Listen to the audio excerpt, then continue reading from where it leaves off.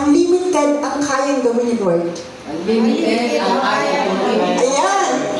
Amen. Itingnan ko sila, kala ko hindi naligo ni si Nanay Solid sa may likod eh. So, unlimited ang kayang gawin ni Lord na yan sa ating buhay. Amen! So, ganun po. So, ano yung magiging ay yung ating magiging puso o karakter?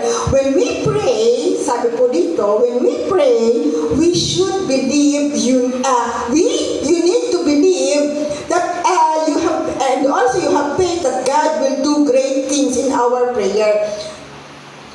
Dinerecho ko lang siya, believe, you need to have faith that God will do great things in your prayer. Manampalataya ka na may gagawin ang Panginoon sa iyong panalangin. Sabi po sa Hebrews chapter 11 verse 1, ang pananampalataya ay katiyakan ng mangyayari ang ating mga inaasahan at paninindigan tungkol sa mga bagay na hindi nakikita. Ibig sabihin po, kapag dinalangin ka, kahit hindi mo pa nakikita ngayon, alam mo na ginagawa na ng Panginoon.